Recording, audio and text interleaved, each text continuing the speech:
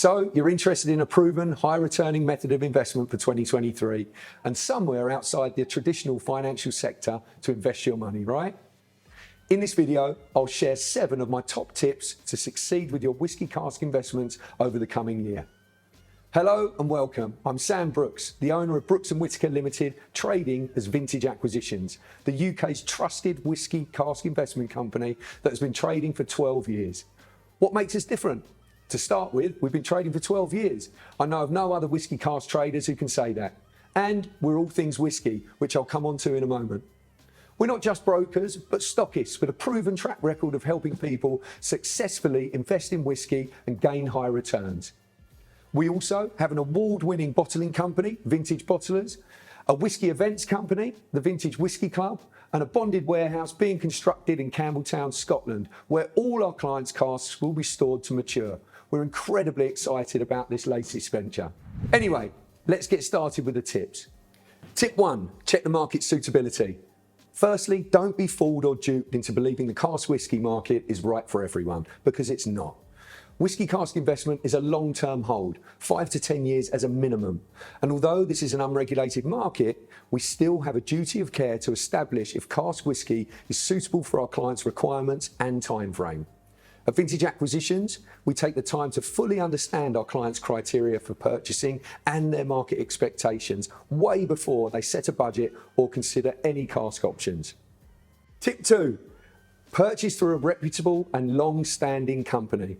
Due to the popularity of cask whiskey investment over the last few years, naturally, lots of companies are beginning to spring up, trying to jump on the bandwagon. Whilst we have no issue with healthy competition, in fact, we welcome it, people need to be aware, and as I mentioned, that this is a long-term hold of 5 to 10 years as a minimum. Therefore, I would only recommend purchasing from a company who has been established and successfully trading for at least 6+ years. The reason being, younger companies may have experienced selling casks to their clients, but it's highly unlikely that they have exited anyone from the market, which I believe to be the most important part of the process. We've been trading since 2011 and are soon to be in our 13th year of trading, and we successfully exit our clients from the market every single day. As an investor, I believe you want peace of mind that the exit process is simple, efficient, and a path well trodden. Tip 3, purchase whiskey from distilleries that have a proven track record of quality and growth. Although I have a love and appreciation for the majority of whiskey produced around the world, I certainly don't consider all whiskey investment grade. We currently only stock Scotch single malt whiskey due to its popularity, history, consistent quality, and its proven track record of growth. Due to whiskey only legally being whiskey after 3 years in the cask, newly established distilleries have the issue of not having any of their spirit in glass yet. And I'm a strong believer, the proof is in the pudding. So not being able to try before you buy is a showstopper for me.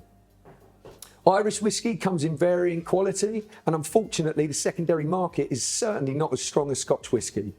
Just take a look around at what independent bottlers are putting into glass if you need convincing. I believe the market is not as strong for the majority of whiskey producing countries where casks are available to purchase. I'm not saying these casks won't turn out to be great investments, I'm just saying the data is not there yet, and therefore they are a much bigger gamble. An interesting fact, 1 bottle of whiskey is exported from Scotland every 4 seconds. Tip 4, don't be pressured. Don't be pressured or rushed into making a decision. Yes, casks get traded fairly quickly in what is currently a buoyant market, but your knowledge and comfort on the trade is far more important. And more often than not, if the casks you're interested in do get traded, there will be similar available in due course. Make sure the options you're sent by the relevant company have the following data: spirit name, distillery, OLA or RLA, which stands for original litres of alcohol or regauge litres of alcohol, ABV, which is your alcohol by volume percentage, AYS, which stands for age of youngest spirit, and it's basically the birth date of that cask, the unique cask number, and where the cask is currently stored. Any company without this information should ring alarm bells. Tip 5, pay an unannounced visit to the company's office to check there is a working office actually there.